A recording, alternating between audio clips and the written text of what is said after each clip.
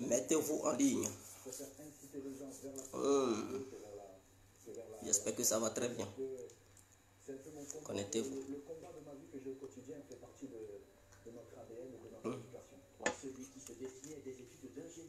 Connectez-vous, connectez-vous. On va échanger. C'est très important. Mettez-vous en ligne. Partagez le direct. Il faudrait qu'on s'hydrate la gorge. C'est important. Ah, on est les bons. L'incontournable. L'incontournable. L'homme dont on parle. Alors,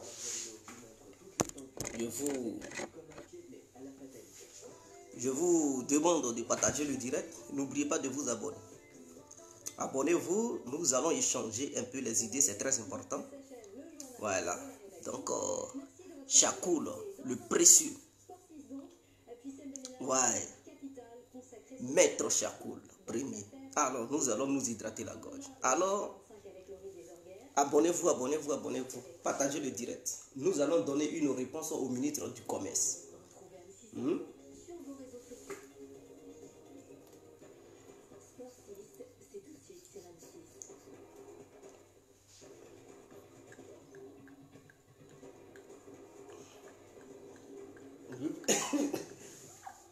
Je viens.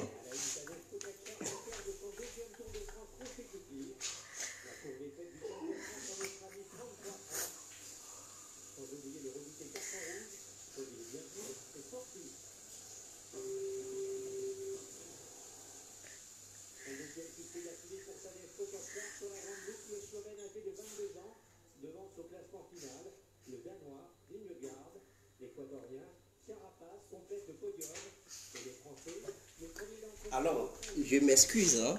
J'espère que vous n'êtes pas fâchés. Désolé. Voilà. Morifingo Kone. Bonsoir, maître Morifing. Patricia Bonheur. Merci, madame Patricia Bonheur. Saïtla. Louboutin. Maître Saïtla. Louboutin. Big up à vous depuis votre position. Il faudrait que je m'hydrate la gorge. L'incontournable.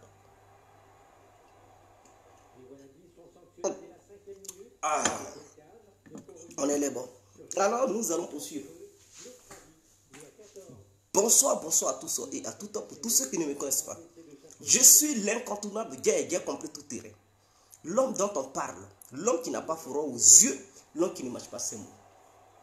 Vous pouvez aussi m'appeler devant la vie. L'homme n'est rien. Gouverneur italien, docteur Mondon, appelez-moi boum boum, laisse-moi mourir 5 heures plein droit, el padrino Camari de Zoula Moudja.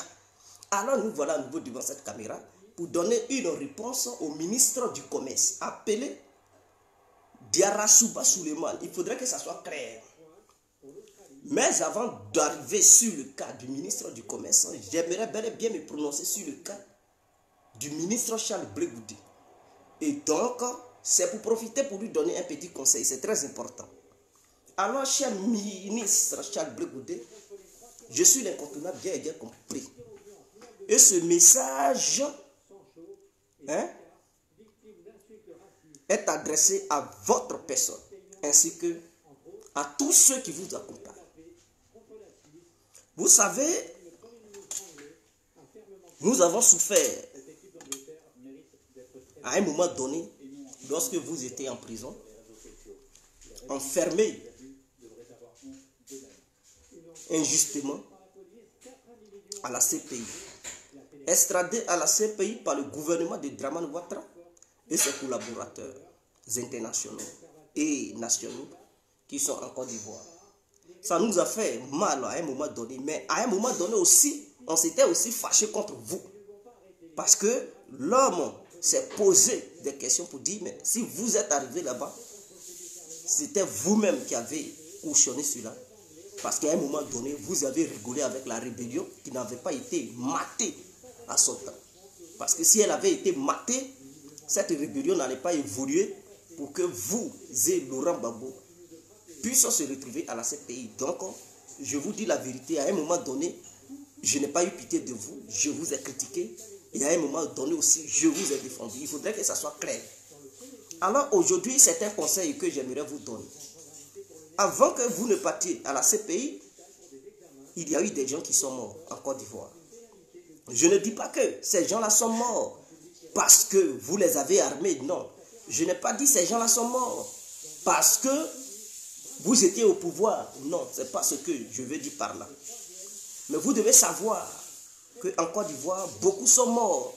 Et parmi ceux qui sont morts, vous étiez un modèle parmi tant d'autres.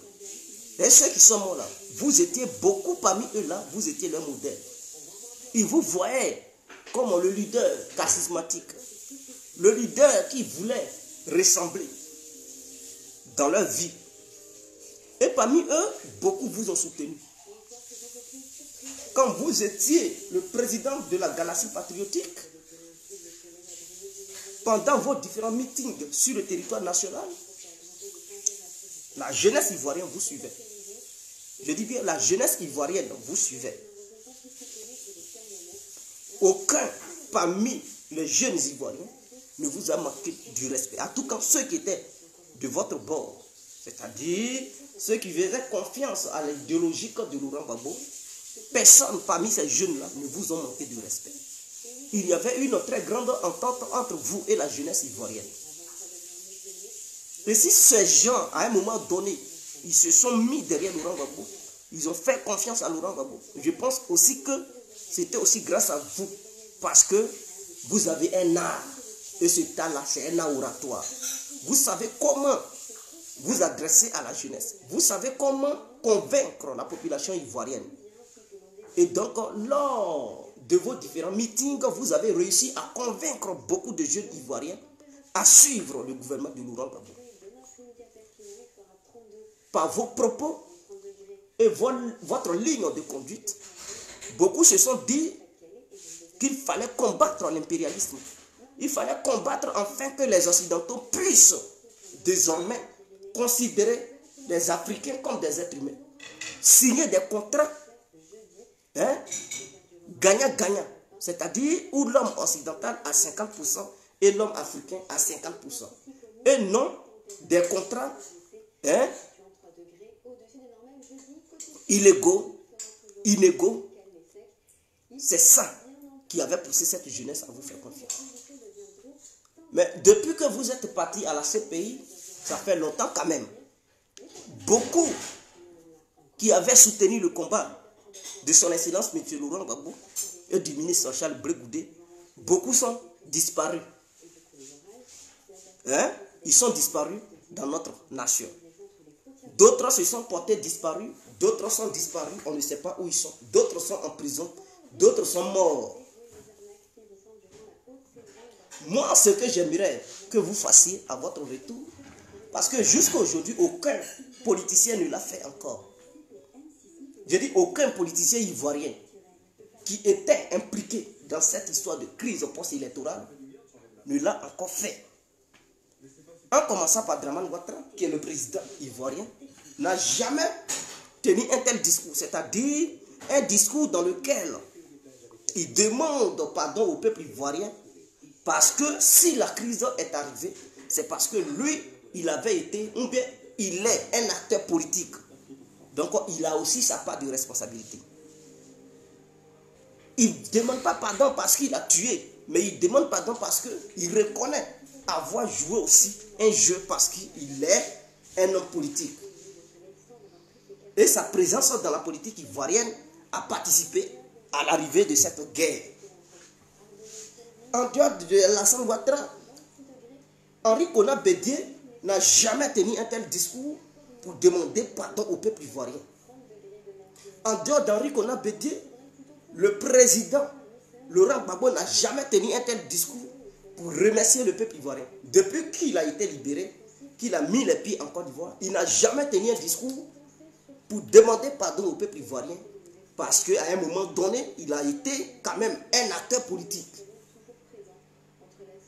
Soro Diom n'a jamais tenu un tel discours pour reconnaître et demander pardon au peuple ivoirien par rapport à son jeu qu'il avait joué lors des élections de 2010 et l'arrivée de la crise post-électorale. Il n'a jamais demandé pardon. Vous, Charles Blé Goudé, les Ivoiriens vous regardent. Vous, Charles Blé Goudé, on attend à ce que vous arriviez en Côte d'Ivoire. Vous pouvez tenir un discours, mais nous ne voulons pas que vous teniez ce discours en dehors des frontières ivoiriennes. Nous voulons qu'un tel discours soit tenu au sein de notre nation, c'est-à-dire la Côte d'Ivoire. Une fois que vous serez sur le territoire ivoirien, nous vous prions sincèrement de vous différencier des autres politiciens. Différenciez-vous. Je ne vous demande pas de les haïr, de les combattre, de les bannir dans votre vie politique. Vous pouvez toujours suivre Laurent Gbagbo parce qu'il est votre miroir. C'est votre guide. Et c'est lui qui vous a formé politiquement parlant. Donc je ne vous demande pas de combattre Laurent Gbagbo. Mais je vous demande de vous dissocier de Laurent Gbagbo par rapport à sa démarche politique. C'est-à-dire quoi? C'est-à-dire le discours qu'il n'a pas tenu pour remercier le peuple et demander pardon au peuple. Si vous, Blé Goudé, Charles, vous partez en Côte d'Ivoire et que vous tenez un tel discours pour dire que vous remerciez au peuple d'avoir été là lors de tous ces combats qu'il a menés ensemble avec le gouvernement de Laurent Gbagbo, et aussi demander pardon au peuple pour tout ce qui est arrivé au nom du bien-être du citoyen ivoirien et au nom du combat du peuple ivoirien contre les impérialistes. Et vous vous permettez de vous déplacer dans tous les 4 coins cardinaux de la Côte d'Ivoire, au nord, au sud, au l'est, au l'ouest, avec une très grande délégation pour aller demander pardon aux différents peuples ivoiriens, vous excuser et remercier ce peuple en même temps. Et revenir dans votre base où vous allez résider pour mener maintenant la politique ivoirienne. Je vous le garantis, si vous le faites, vous serez le nouveau leader. Et aucun autre leader ne pourra vous égaler.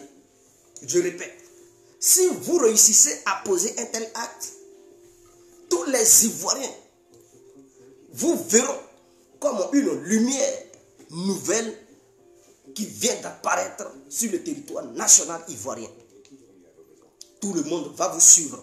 Même ceux qui vous haïssent aujourd'hui, ces gens-là, à un moment donné, ils vont regarder votre action ou bien vos actions et ils vont dire, ah, le monsieur là, on l'a détesté, on le déteste, mais ce qu'il vient de poser comme acte, lorsqu'on voit tous les politiciens, que ce soit les vieux ou les jeunes, personne parmi eux n'a jamais posé un tel acte.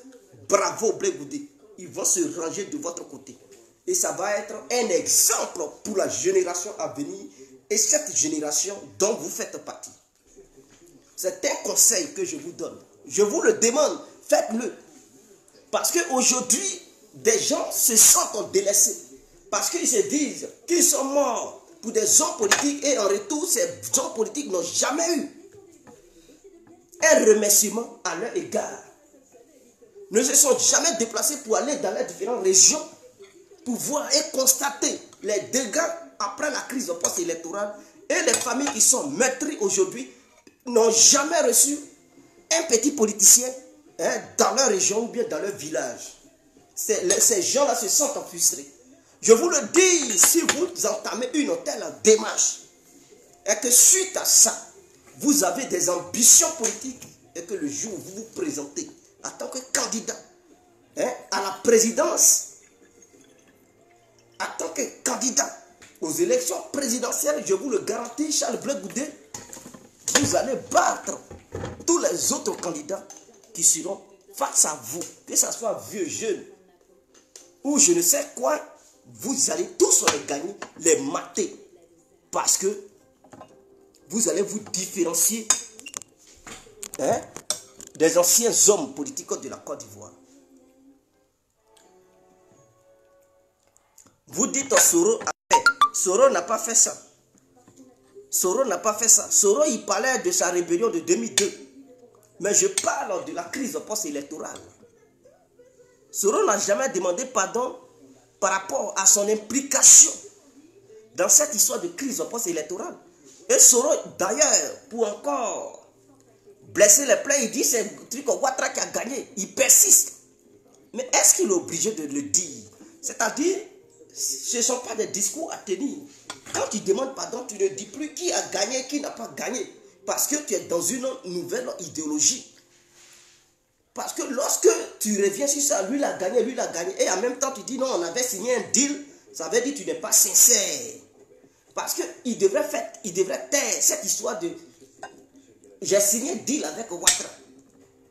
Et donc les Ivoiriens, dans leur compréhension, ils vont dire, ah, donc comme le deal n'a pas été honoré, n'a pas été respecté, voilà pourquoi tu es là te désolidariser de Alassane Ouattara. Mais si ça avait été honoré et respecté, mais tu n'allais jamais demander pardon au peuple ivoirien parce que tu allais suivre les pas d'Alassane Ouattara, qui lui n'a jamais osé demander pardon et respecter le peuple ivoirien. Donc les Ivoiriens, les propos de Soro Guillaume, peut-être, il veut être sincère, mais aux yeux du peuple ivoirien, ses propos sont un peu douteux.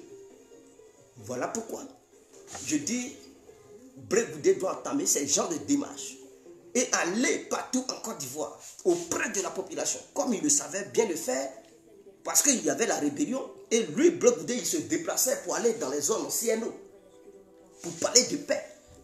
Mais aujourd'hui, je lui dis qu'il n'y a plus de rébellion. Blé Goudé peut encore se déplacer pour aller maintenant auprès des différentes familles.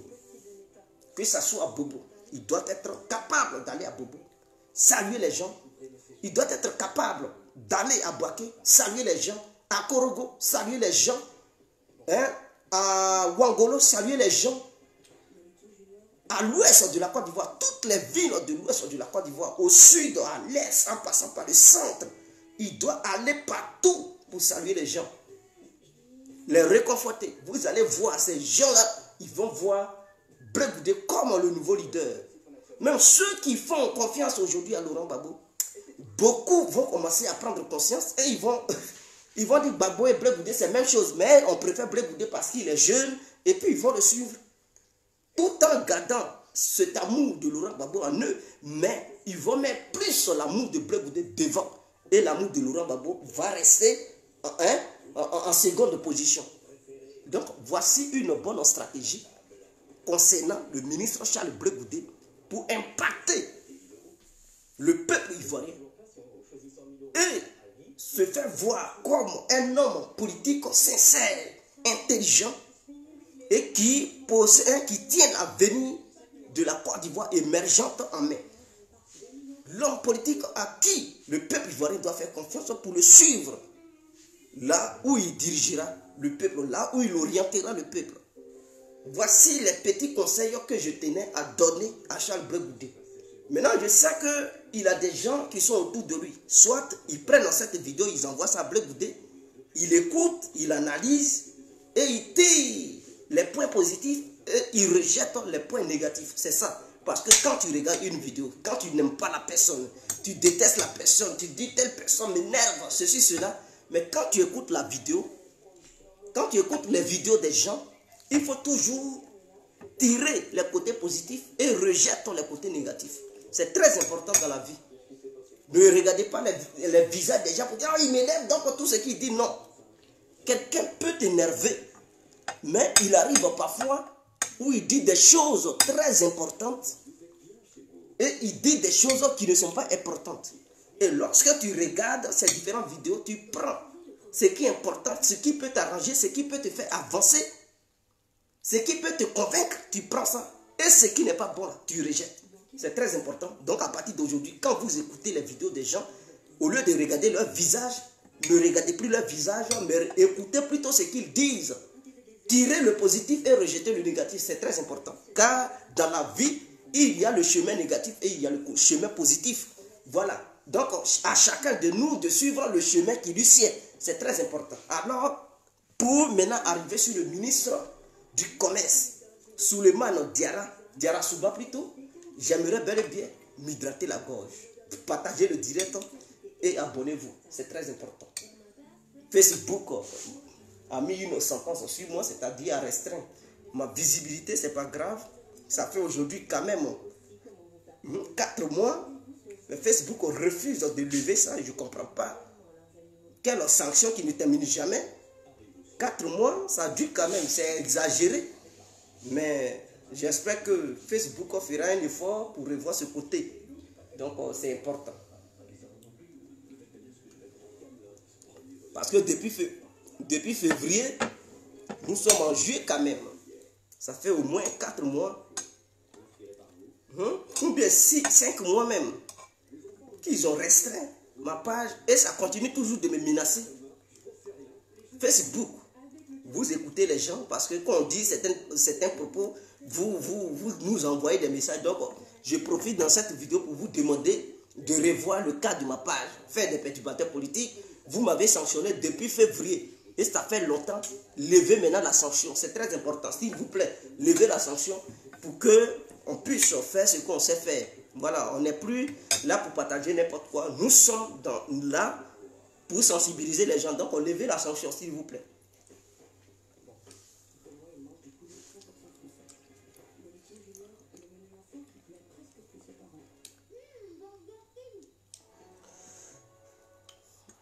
Ben Meïté,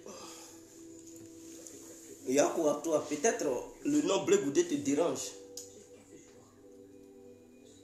Le nom Blé Goudé te dérange. Mais bon, écoute, je ne vais pas traîner sur toi, je vais poursuivre. Donc, je vais répondre ma réponse au ministre du Commerce. Parce qu'il est en train de faire une interview. Vous voyez, ce ministre aurait appris. Ce ministre aurait appris que le peuple ivoirien se prépare à une manifestation de grande envergure au nom de la cherté de la vie. Donc cela pousse le gouvernement à se justifier et à dire n'importe quoi dans le seul but de convaincre le peuple ivoirien. Et écoutez, peuple ivoirien, l'heure n'est plus au bavardage. Si le ministre veut convaincre le peuple, il faudrait qu'il passe à l'acte. C'est là qu'on l'attend. On ne l'attend pas sur le point de venir pondre des mots français, dire des mots français pour berner le peuple ivoirien. Lui-même, il est convaincu et il le sait que 63% de la population ivoirienne est analphabète. Donc, il vient s'exprimer en français là. Il parle gros français là. Il s'adresse à qui? À cette population qui a du mal même à parler le français. C'est à cette population qui s'adresse. Mais non seulement il n'a aucun respect envers la population, mais en s'adressant à une population qui a du mal à comprendre la langue de Molière, c'est déjà un danger. Donc il pense qu'en faisant sortir des gros mots, il va réussir à convaincre le peuple. Écoutez, peuple ivoirien, vous n'êtes plus les Djokogra du gouvernement ivoirien. Vous n'êtes plus les Samblaclos du gouvernement ivoirien. Et vous n'êtes non plus pas les tapettes du gouvernement ivoirien. Dans cette lutte-là, il n'y a pas histoire de parti politique. Dans cette lutte-là, il n'y a pas histoire d'ethnie. Dans cette lutte-là, il n'y a pas histoire de religion. Dans cette lutte-là, il n'y a aucune histoire de situation géographique. C'est une lutte pour toute la Côte d'Ivoire. Et tout individu résidant sur le territoire ivoirien devrait se lever, étranger comme ivoirien, pour protester contre la cherté de la vie. Car c'est de ça qu'il s'agit. Je vais m'hydrater la gorge.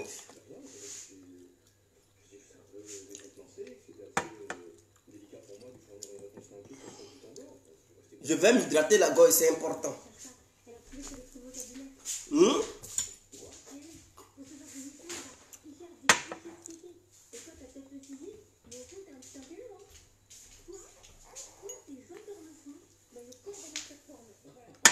Alors, écoutez-moi, parce qu'il y a des gens qui vont venir.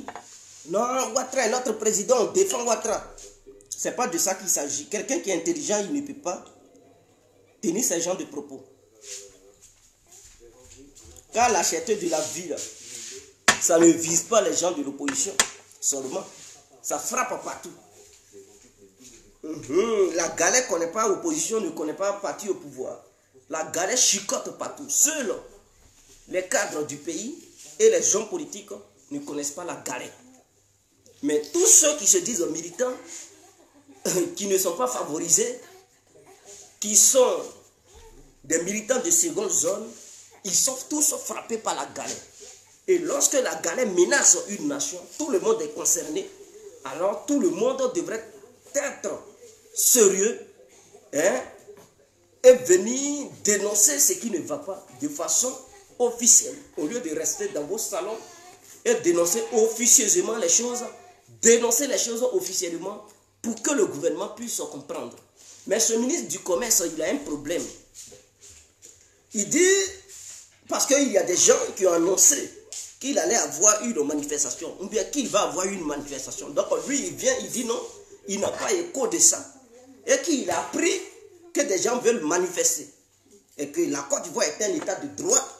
Donc, avant de manifester, des gens doivent lui envoyer des courriers. En fait, que lui, il puisse prendre son temps pour lire, analyser et envoyer des experts, des gens de son cabinet pour aller sur le terrain, pour vérifier si ce que le peuple dit dans le courrier, si cela est avéré. En ce moment-là, il prendra des décisions pour satisfaire le peuple. Mais ce ministre, j'ai l'impression qu'il est déconnecté de la population. Ce ministre, il est déconnecté de la population. Lui, il vit en Côte d'Ivoire. Et il dit ce que le peuple dit, le peuple a fait d'abord un courrier. Mais aujourd'hui, là, les réseaux sociaux, c'est sur les réseaux sociaux que se trouvent les bons journalistes de nos jours. Les bons journalistes ne se trouvent plus sur les plateaux de télé. Parce que ceux qui sont sur les plateaux de télé, ce sont des corrompus. Ils font ce qu'on leur demande de faire. Mais à travers les réseaux sociaux, les cyberactivistes sont les meilleurs journalistes de notre temps. Je répète, les cyberactivistes et la population mondiale restent les meilleurs journalistes de notre temps. Donc le ministre du Commerce ne devrait pas se déconnecter des réseaux sociaux. Et je sais qu'il regarde bel et bien les réseaux sociaux. Mais lorsque un tel ministre, le peuple sort pour multiplier les vidéos, et dans les différentes vidéos, il y a des gens qui protestent contre la cherté de la vie. Mais le ministre ne peut pas nous dire qu'il n'a pas ces éléments sur le terrain. Par exemple, quand tu es ministre du Commerce, tu dois avoir des gens qui vont sur le terrain pour te faire toujours le bilan du terrain. Donc, il ne peut pas dire que ces éléments ne sont pas sur... Lui-même, il regarde Facebook, il regarde YouTube. Il ne peut pas nous dire, il ne voit pas, ses yeux-là ne voient pas ce qui se passe. Il attend à ce que les gens lui écrivent d'abord courrier avant de voir ce qu'il peut faire. Mais attends, ceux qui vont écrire courrier là, ils sont quoi? On dit non, les représentants des consommateurs. Mais si ces représentants des consommateurs, ils sont corrompus parce qu'on sait qu'il n'y a plus un bon représentant des consommateurs, ce sont des corrompus tous. Donc s'ils sont corrompus et qu'ils refusent de vous envoyer des courriers, mais la population qui n'est même pas en contact avec vous. Parce que quand vous réussissez, quand on vous nomme des ministres, vous vous gonflez, vous ne voulez plus parler à des gens. Avec le peuple lambda, vous vous comportez, vous pensez que vous êtes au ciel. Donc si la population n'arrive pas à vous contacter, et si c'est une population, on dit, elle est analphabète, 63% du peuple ivoirien est analphabète. Donc pour écrire un courrier, là, il faut savoir lire et écrire. Il faut savoir utiliser une tablette ou un clavier d'ordinateur pour faire un message au ministre. Et puis vous, on vous connaît. Quand vous voyez que le courrier vient d'un simple citoyen et que ce n'est pas un courrier venant d'une autre autorité ou bien d'un homme de très haut rang, mais vous ne lisez pas le courrier. Ou soit quand vous voyez, vous supprimez pour mettre ça dans l'histoire des trucs au corbeil. On vous connaît. Donc vous ne lisez pas les courriers du peuple. Et mais qui sait, même si le peuple vous avait envoyé des courriers, vous n'allez pas venir dire ça devant le peuple ivoirien. Vous allez toujours mentir parce qu'on sait que vous êtes des experts du mensonge. Donc personne ne va vous croire comme quoi vous n'avez pas encore reçu de courrier. Même si vous n'avez pas encore reçu de courrier, mais vous voyez sur internet, vous voyez que le peuple pleure. Et vos femmes là, les servantes que vous avez chez vous à la maison là, elles font marcher où? N'est-ce pas sur le marché ivoirien?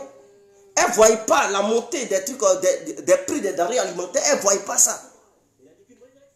Quand vos femmes donnent l'argent à vos servantes pour aller faire le marché, pour que ces servantes préparent pour vous, quand vos femmes demandent aux servantes, ah mais aujourd'hui là, le poisson n'est pas assez hein, d'habitude, mais elles ne vous dites pas que le prix du kilo de la viande a augmenté, le prix du poisson a augmenté, le prix de la tomate, le prix de la banane, ou bien le prix du kilo de riz a augmenté.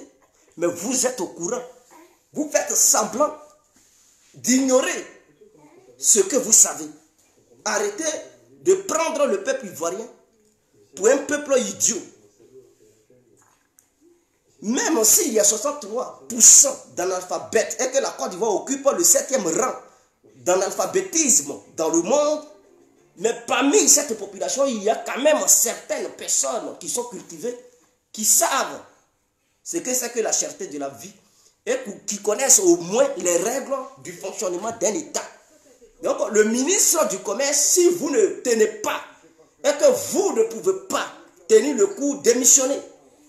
Et ce ministre du Commerce, il dit non, ce sont les commerçants eux-mêmes qui ont augmenté le prix. Et que ça ne vient pas du sommet de l'État. Ah bon? Et que le peuple, si la population va dans les boutiques ou bien acheter quoi que ce soit, et que ces commerçants augmentent le prix, le peuple n'a qu'à dire on ne paye pas ça à ce prix-là, nous on paye ça à ce prix-là. Hein? Mais quand le peuple va se comporter comme ça, c'est vous encore qui allez envoyer des gens pour mettre le peuple à la maca. On vous connaît. On vous connaît. Parce que ça va dégénérer. C'est-à-dire, vous tenez des discours. Si le peuple suit maintenant ces gens de discours, vous allez encore arrêter ce même peuple pour conduire ce peuple en prison. Et quand on va vous demander, vous allez encore inventer autre mensonge. Imaginons le boutiquier qui vend son kilo de riz. Hein? Par exemple, un kilo à 800 francs CFA. Et avant, le kilo coûtait 700 francs. Arrivé dans la boutique, il dit, ah, Diallo, donne-moi 1 kilo. Diallo, lui, c'est les 1 kilo. En retour, il donne 700 francs. Diallo dit, non, c'est 800 francs. Lui, il dit, non, je ne te paye pas. Que le kilo, là, c'est 700, c'est le ministre qui a dit. Diallo va se fâcher. Ça va se dégénérer à une bagarre. Diallo étant boutiquier, ayant les moyens, il va appeler les policiers ou les gendarmes. Quand ils vont venir là, ils ne vont pas tenir compte des discours du ministre. Eux là, directement, ils vont attraper le pauvre citoyen lambda pour le conduire dans une prison. Pour le conduire dans une petite boîte en garde à vue et après le transférer en prison. Et ils vont dire non, il allait tabasser un commerçant. Il allait faire ceci, cela. Parce qu'on vous connaît, on sait comment vous agissez. Donc, pas peur de se voir ou de se retrouver en prison. Le peuple préfère respecter les prix que les commerçants imposent à cette population. Maintenant, si vous, ministre du Commerce, vous pensez que ce sont ces commerçants qui ont décidé de leur propre gré pour augmenter les prix des produits sur le marché, mais c'est à vous d'agir, puisque vous nous dites que vous agissez dans l'intérêt du peuple. Et que cela n'est pas négociable. C'est-à-dire, quand il s'agit de défendre les intérêts du peuple, on ne négocie pas avec vous. Donc, ce qui veut dire que vous avez pour mission de tout faire pour satisfaire le peuple. Et que votre mission, c'est pour satisfaire le peuple et ne pas laisser le peuple dans les pleurs. Mais, si le peuple pleure, vous avez des gens, des représentants sur le terrain. Après le constat ou bien après cette dénonciation, vous avez pris connaissance de la cherté de la vie. Qu'est-ce que vous devez faire? Mais si possible de mettre une application sur place pour donner les prix des produits en temps réel sur le marché ivoirien, c'est bon. Comme ça, chaque Ivoirien sait que ça coûte autant et que ça ne vient pas du ministère du Commerce et que ce sont les commerçants eux-mêmes qui augmentent. Parce que ce que vous tenez comme discours, on sait que ce sont des mensonges. C'est vous qui augmentez cela. Mais dans vos propres discours, là, il y a des pièges que je vais relever dans mes propos. Vous-même là, vous piégez sans le savoir. Vous pensez que les guerriers sont idiots? Quand vous dites que ce sont les commerçants eux-mêmes qui mettent le prix et que cela ne vient pas du ministère du Commerce ou du gouvernement, mais dans vos propres propos, vous dites encore qu'il y a eu coronavirus. Donc le marché international vient de reprendre. Donc souvent il y a des conteneurs qui sont coûteux. C'est-à-dire les conteneurs qui coûtaient auparavant 7 000 €. Aujourd'hui, sur le marché international, ils font ça à 10 000 €. Un seul conteneur. Est-ce que donc les opérateurs économiques qui font import et export, qui s'en vont prendre leurs produits, leurs marchandises pour envoyer ça en Côte d'Ivoire, ils payent 2 fois plus cher. Donc ce qui pousse les gens, c'est-à-dire les commerçants, à aussi doubler le prix sur le marché. Donc vous, ministre du Commerce, vous savez cela. Et vous dites non, que vous ne savez pas, vous n'avez pas écho de ça. Donc si vous savez que les conteneurs sont coûteux sur le marché international, et que les opérateurs économiques payent ça cher, c'est-à-dire au lieu de 7 000, eux maintenant ils dépensent 10 000 $ pour un seul conteneur, vous savez ça, vous êtes informés. Et que vous savez que de telles actions, ces genres d'actions peuvent entraîner la cherté de la vie. Vous êtes au courant, mais pourquoi vous n'avez pas pris les décisions pour prévenir le peuple? Pourquoi? C'est ça, il faut communiquer avec le peuple. Parce que ce gouvernement s'en fout du peuple. Si vous voyez qu'il y a un tel événement, mais il faut informer le peuple en amont pour que le peuple puisse prendre ses dispositions. Mais vous n'informez pas le peuple et vous êtes au courant de ça. Et quand ça augmente, le peuple maintenant grogne, vous venez dire non, c'est pas vous, ce sont les commerçants eux-mêmes qui ont pris ces décisions. Mais en même temps, vous justifiez que non, les opérateurs économiques, pour envoyer les marchandises, les conteneurs maintenant sont coûteux. Maintenant, si les conteneurs sont coûteux, si vous savez que ces conteneurs, sur le plan international, au lieu de 7 000 $, ça coûte maintenant 10 000 $, que faites-vous auprès du gouvernement pour plaider afin que le dédouanement de ces conteneurs puisse avoir des bas prix? Le ministre du Commerce, là, il fait quoi? Parce qu'on sait, un conteneur en Côte d'Ivoire pour dédouaner, là, ce sont des millions qui sont sur pied. C'est une question de millions. Tu n'as pas des millions, tu ne peux pas envoyer un conteneur. Les petits conteneurs, là, en Côte d'Ivoire pour dédouaner, là, mon frère, si tu n'as pas 4 millions ou 5 millions, ça ne sort pas du port. Les gros conteneurs, là, eux-mêmes, là, c'est 7 millions, ils prennent. Oh, 7 millions déjà de francs CFA. Mes frères, il faut compter dans les... Combien d'euros, là? 12 000 €. Ou les 15 000 €. Donc, quand vous voyez le ministre dire ce genre de choses, mais lui, il fait quoi auprès du gouvernement? Pour qu'au port, ceux qui payaient les conteneurs à 7 000 $, et qu'aujourd'hui, ces conteneurs coûtent 10 000 $, lui, ministre du Commerce, il fait quoi auprès du gouvernement? Pour voir le président de la République pour dire, ah, si on ne prend pas de telles décisions, à tout temps, la cherté de la vie va éclater en Côte d'Ivoire. Donc, pour les dédouanements, au lieu de payer les conteneurs chers et encore arriver en Côte d'Ivoire et dédouaner encore ces mêmes conteneurs chers, comme ils ont déjà payé ça cher sur le plan international, sur le marché international, en Côte d'Ivoire, réduisons le prix du dédouanement. Comme ça, ça va leur permettre de vendre ces mêmes marchandises au prix normal sur le territoire national. Un gouvernement qui se soucie de son peuple, c'est comme ça qu'il fonctionne. Il ne prend pas des décisions n'importe comment. Vous savez que tout a augmenté et vous laissez encore les gens dédouaner leurs marchandises à des prix exorbitants. C'est que vous vous en foutez du peuple. Parce que vous êtes au pouvoir là. C'est pour le bien-être du peuple que vous êtes là.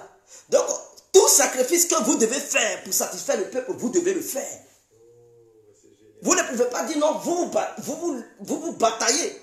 Non, je dis, vous bataillez pour le bien-être du peuple et en même temps, négliger certains aspects qui allaient favoriser le bien-être de ce peuple. Je vais m'hydrater la gorge et on poursuit. C'est très important parce que je dois répondre au ministre du Commerce. Il ne sait rien. Je me demande s'il a suivi des cours de commerce. Est-ce que c'est un expert là-dedans, dans ce domaine? Je me pose des questions. Parce qu'avec Ouattara, on ne sait jamais. Il prend n'importe qui pour dire, toi, tu es ici. On doit voir clair dedans. On doit voir clair là-dedans.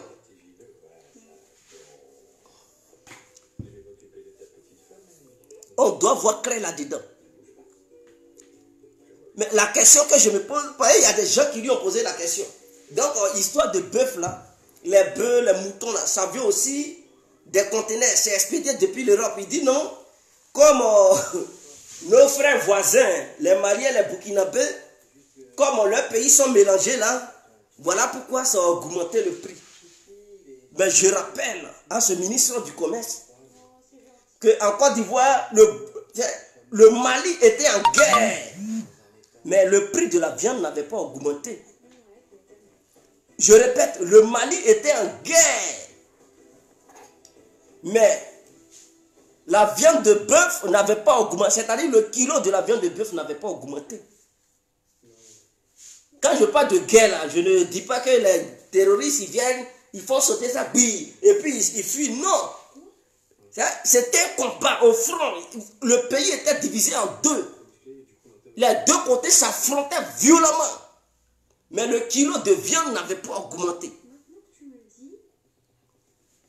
Donc, que le ministre du Commerce arrête ces conneries. Qu'il arrête ces conneries. Mais la viande ne quitte pas seulement au Burkina et au Mali. Ça quitte aussi au Niger. Donc, si le Burkina et le Mali n'arrivent pas à satisfaire le peuple ivoirien, mais qu'attend le gouvernement de Dramane Ouattara pour demander au Niger de venir en renfort pour satisfaire le peuple? Mais non, ils ne font pas cela. Tout ça, ce sont encore des mensonges. On dit Burkina attaqué, Burkina attaqué. Mais le Burkina qui est attaqué là, est-ce que le Burkina est divisé en deux? Est-ce que ces bandits-là, ils s'apprennent au gros camion qui voyage? En tout cas, je n'ai pas écho de ça. Entre le Burkina et la Côte d'Ivoire, ils n'ont jamais dit que ces bandits-là attaquaient les remorques pour assassiner les gens et tuer les bœufs. Je n'ai jamais appris ça. Je n'ai jamais appris ça. Je n'ai jamais appris qu'entre la Côte d'Ivoire et le Mali, ces bandits-là s'apprenaient aux remorques, aux gros camions qui transportaient les bœufs, les moutons, dans le seul but d'interrompre le trafic entre ces pays. Non, je n'ai jamais appris ça et je n'ai pas encore vu jusqu'à aujourd'hui. Depuis que ces terroristes ils font leur connerie là, ils n'ont jamais posé un tel acte. Quand eux ils veulent attaquer là, ils s'attaquent aux militaires. Au Burkina, souvent ils s'apprennent à des villageois et tout, mais ils ne se sont jamais appris aux conducteurs de gros camions.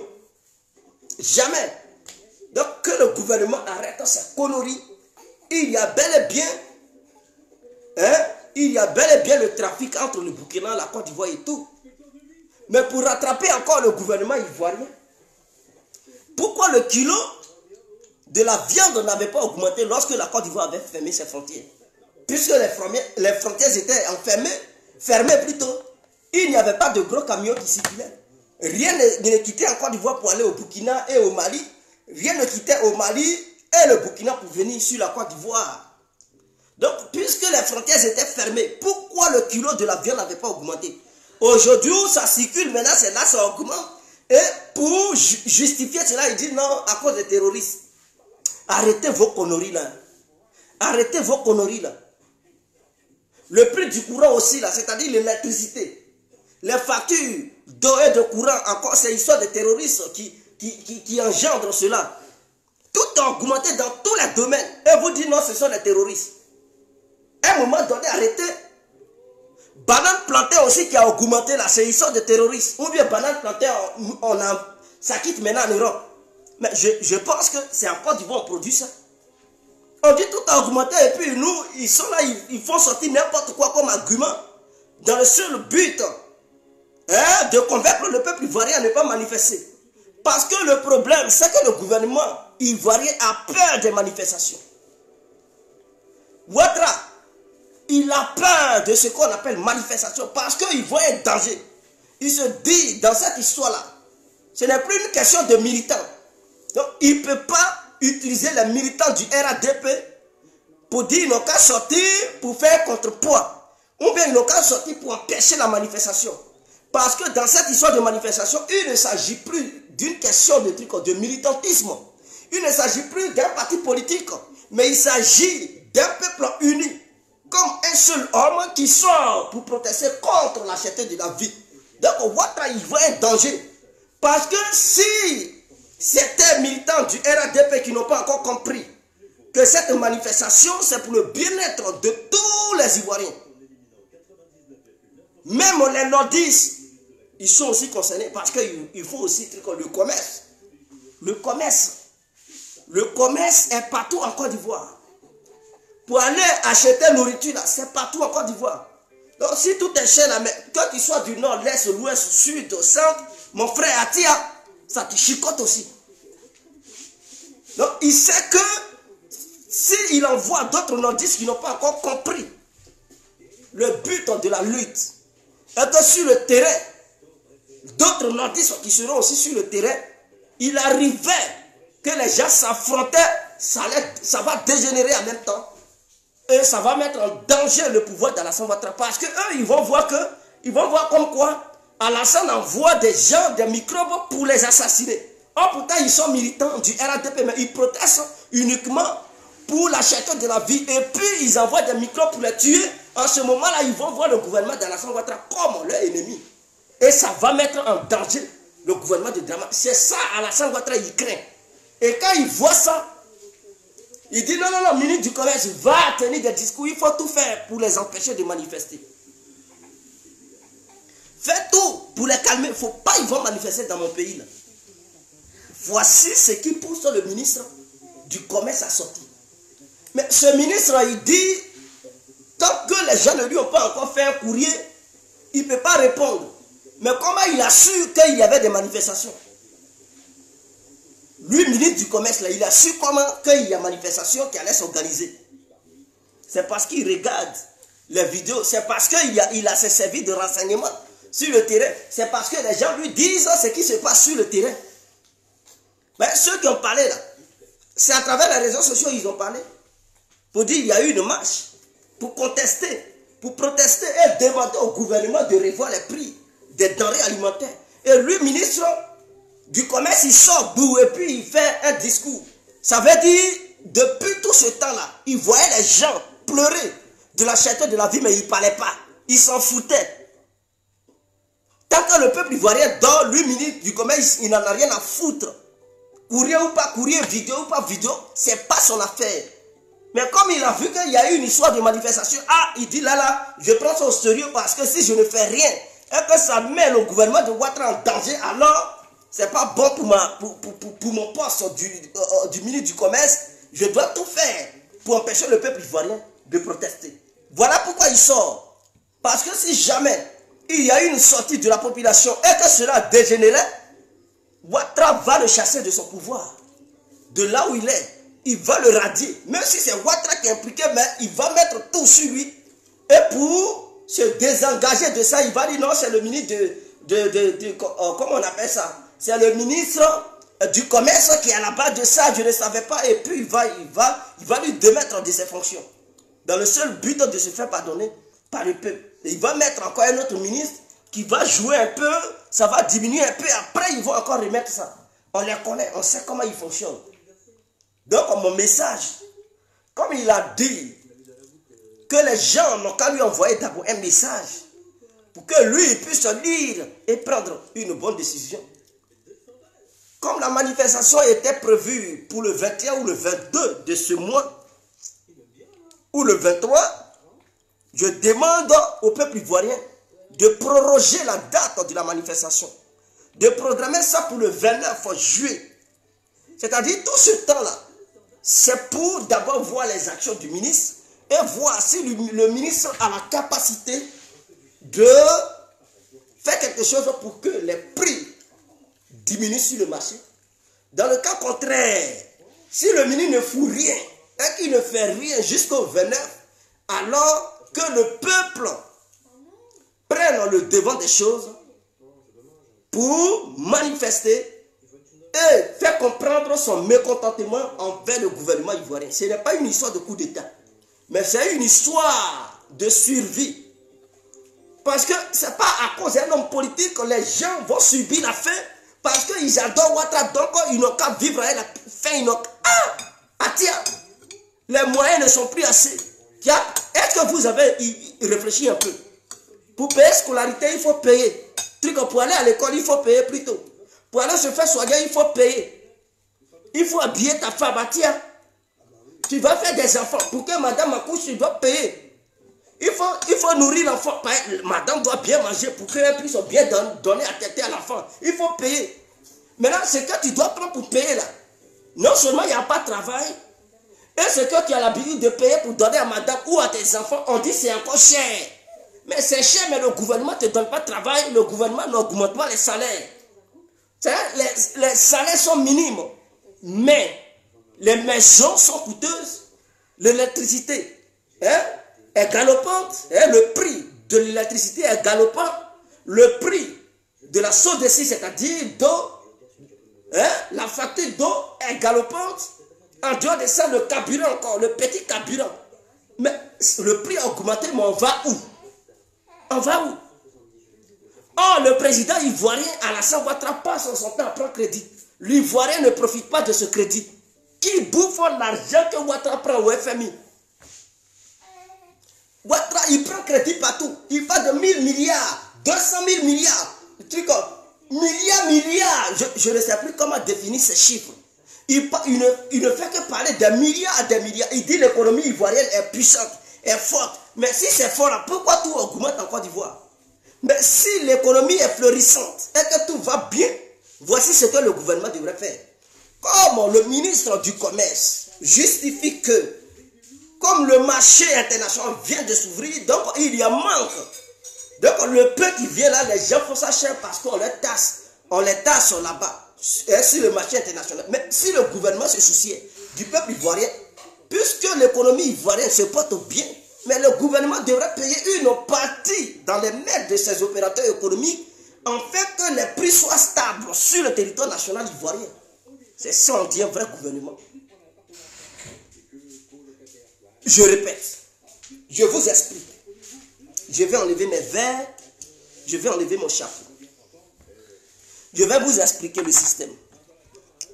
Je prends un exemple, mais avant de commencer, je vais m'hydrater la gorge.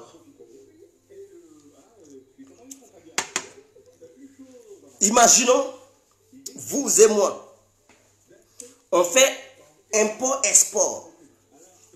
C'est-à-dire quelqu'un qui est en Europe, il décide de payer des conteneurs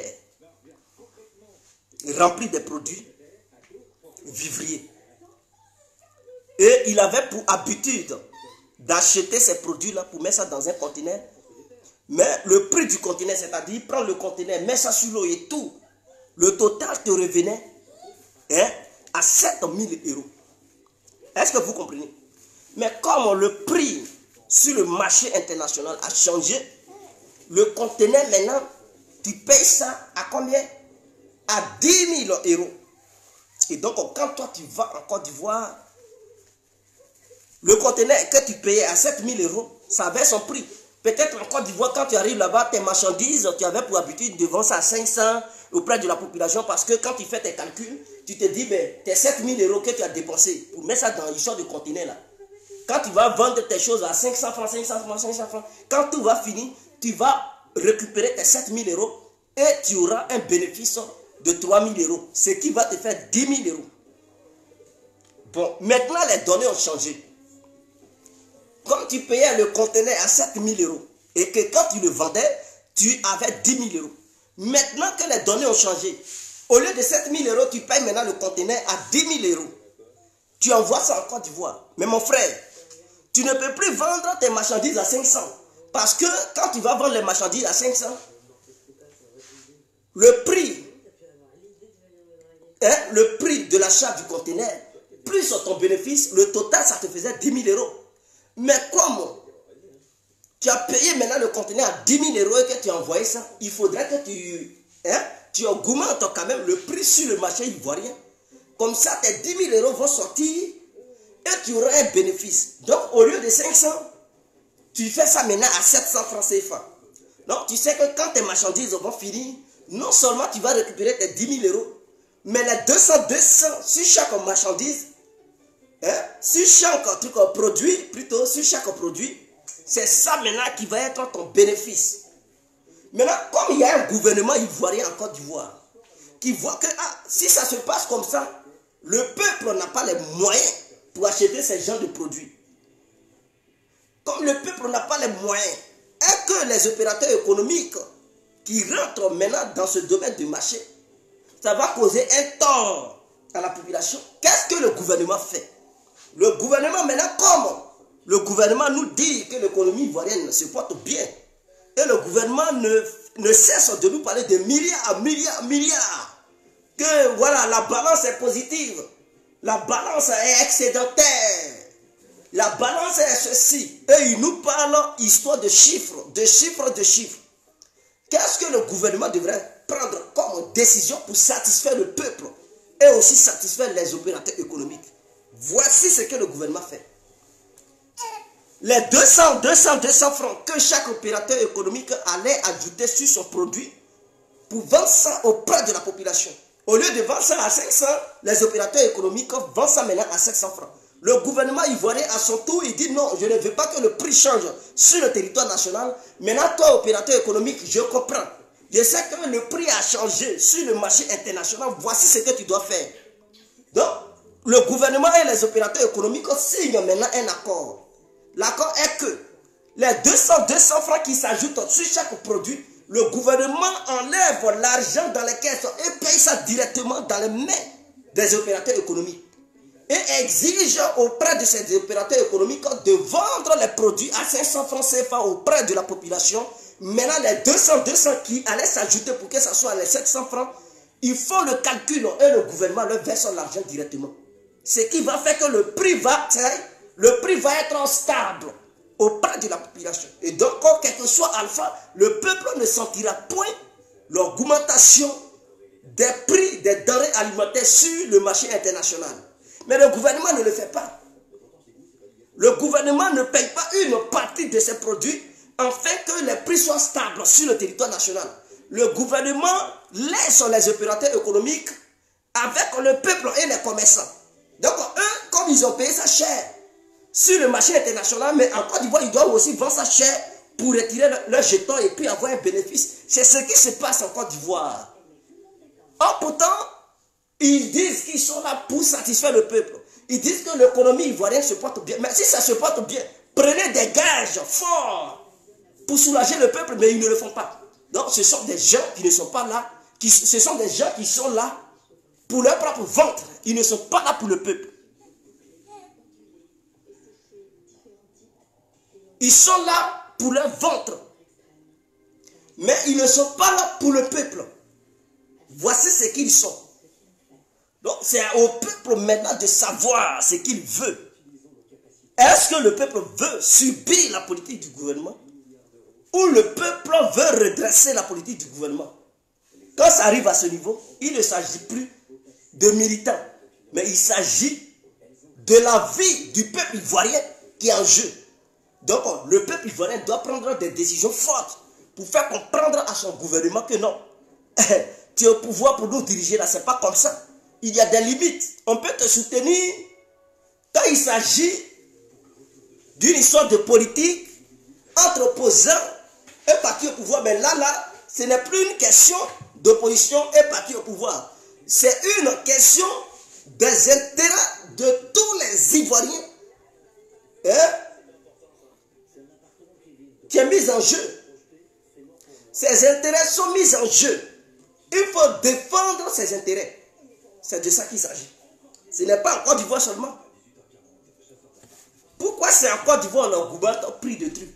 Pourquoi au Mali on n'augmente pas? Oh pourtant il y a la guerre là-bas, non? On n'augmente pas au Burkina, on n'augmente pas au Ghana, on augmente. Mais Côte d'Ivoire, que l'économie est forte là, c'est là maintenant on augmente. Où il y a port, il y a tout. On augmente là-bas, mais au Mali où il n'y a même pas de trucs de port.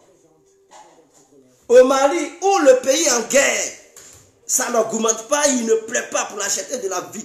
C'est en Côte d'Ivoire où Ouattara dit qu'il n'a plus besoin de négociations, mais tout va bien. C'est dans ça maintenant on dit non. Vous comprenez le truc, le connerie. Ce sont des conneries. Ce sont des conneries. Ils signent des marchés de gré à gré. Tout augmente et ils font n'importe quoi.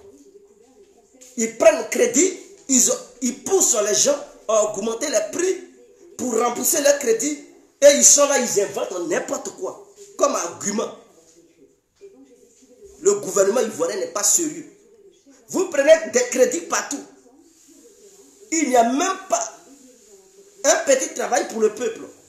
Ces crédits finissent et vous reprenez encore d'autres crédits. Mais vous faites quoi tout cet argent? Et sur papier, vous dites non, la Côte d'Ivoire se porte bien. Pendant ce temps, tout augmente, tout se complique, on ne sait plus rien. Délestage à gogo, mais on va où? Si tout va bien, l'économie va bien, qu'est-ce qui empêche le gouvernement de permettre aux Ivoiriens d'avoir de l'électricité dans son ensemble? Si l'économie va bien, qu'est-ce qui empêche le gouvernement de Dramane Ouattara de permettre au peuple d'acheter les denrées alimentaires à des prix bas? Si tout va bien, pourquoi le ministre du Commerce dit non, asseyons-nous et discutons. Ah, mais vous avez dit hier que non, vous ne vous asseyez pas avec des gens et que tout se portait bien. Tout se porte bien et puis vous voulez maintenant s'asseoir et discuter avec le peuple. Vous voulez discuter avec le peuple, oh pourtant tout va bien. Vous dites et vous dédisez. Vous dites et vous vous dédisez. Ce n'est pas normal. Soyez sérieux à un moment donné. Soyez honnête envers le peuple. Respectez le peuple. Car à chaque élection, vous vous dirigez vers ce peuple. Vous battez campagne auprès du peuple. Et c'est ce peuple-là qui fait de vous des hommes forts. En retour, quand ce peuple a des problèmes et que le peuple pleure, vous devez être à mesure d'essuyer les pleurs de ce peuple. Ne laissez pas le peuple seul se lamenter comme un peuple orphelin. Non. Mais c'est l'Ivoirien qui est encore mouton, qui n'a pas encore compris. La marche là, ce n'est pas une question d'enlever Ouattara au pouvoir. La marche là, c'est pour que tout diminue. Il y a Tabaski bientôt, vous allez payer des moutons. Et le ministre, il ose dire qu'il y a moutons en Côte d'Ivoire à 100 000 francs CFA. Il dit qu'il y a des moutons à 100 000, que les moutons ne sont pas chers. Et vous qui aimez manger mouton, vous qui faites Tabaski, le musulman qui fait un truc qu'on a fait de Tabaski, est-ce que quand un ministre, le ministre du Commerce, il tient ces genres de propos-là, est-ce qu'il est sérieux? Vous-même sur le marché, là, vous payez mouton 100 000 francs CFA. Est-ce que vous payez aujourd'hui en Côte d'Ivoire, vous payez mouton à 100 000 francs? Peut-être les agneaux là, c'est ça, ils vendent, quand tu veux élever un mouton, on te vend un agneau à 100 000. Mais un vrai mouton en Côte d'Ivoire ne coûte plus 100 000. Lui-même, il est en Côte d'Ivoire et puis il ignore les réalités. Vous voyez dans le monde dans lequel ils sont. Il dit mouton coûte 100 000. Mais un homme comme ça là, est-ce qu'il s'en rend compte? Oh, vous qui payez ces moutons pour fêter Tabaski là.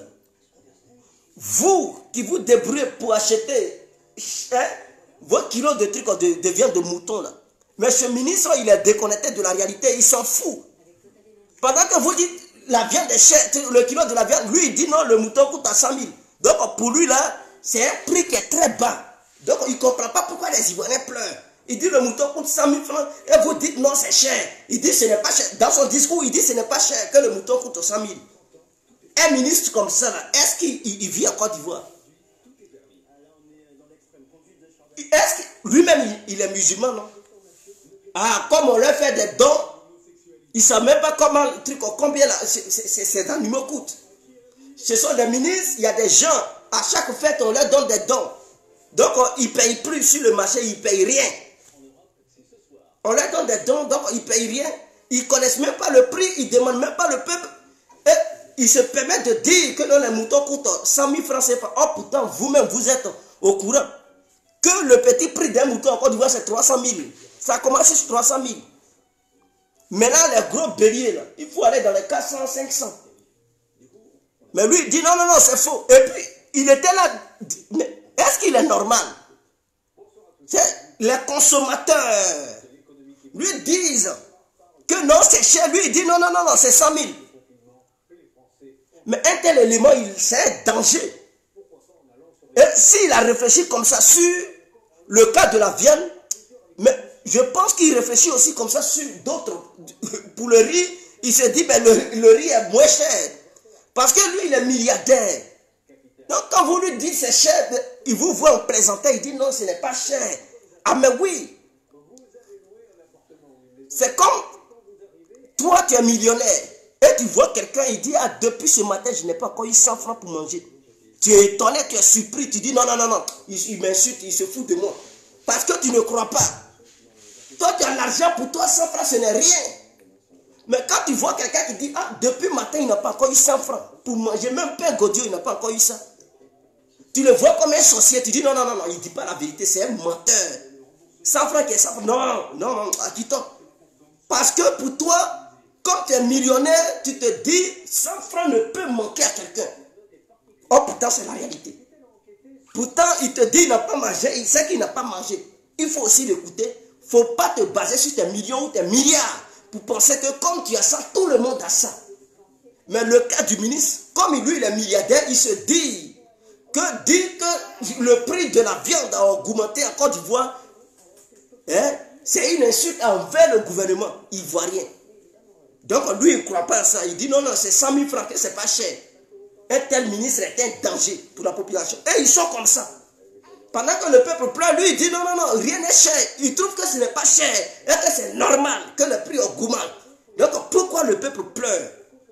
Des gens comme ça qui gouvernent, mais ils doivent descendre de leurs cieux pour comprendre que les milliards dont ils disposent là, il y a d'autres même 1 franc, 10 francs, souvent même matin jusqu'au soir, ça ne rentre pas dans leur poche. Et ils ont du mal à survivre.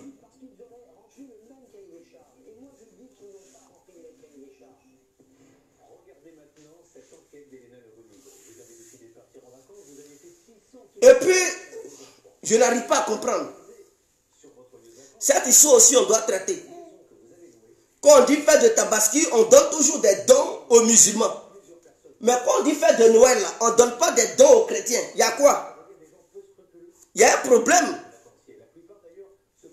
Il y a un problème. On ne peut pas favoriser les musulmans de Côte d'Ivoire et abandonner les chrétiens de Côte d'Ivoire. Parce qu'à chaque fête des musulmans, il y a des dons, il faut leur donner des sucres, il faut leur donner des sacs de riz. Voici l'argent, allez-y à la Mecque, on leur donne tout ça là. Mais lorsqu'il y a la fête des chrétiens, non, non, non, non. Eux, ils se débrouillent seuls. Personne ne les regarde. Même un petit sac de riz là, jamais. Quand les chrétiens veulent voyager pour aller soit à Rome ou en Israël, personne ne leur vient en aide. Ils se débrouillent seuls. Mais ça, on devrait revoir cela. Mais ça mérite une vidéo spéciale. Ça mérite une vidéo spéciale pour qu'on en parle. Parce que ça ne peut plus continuer. À un moment donné, soit on aide tout le monde, ou soit on n'aide personne. Chacun se débrouille comme il peut pour survivre. Tu veux aller dans une mosquée, quand ta fête, la fête de ta religion s'approche, il faut te débrouiller seul. Ou soit l'État décide d'aider tous ceux qui vont dans cette religion. Quand pour les autres arrivent aussi, il faudrait que ce même État soit à mesure d'aider aussi les autres. Ou soit l'État dit non, je ne peux pas aider tout le monde. Donc alors, dans ce cas, il ne faut pas aider quelqu'un.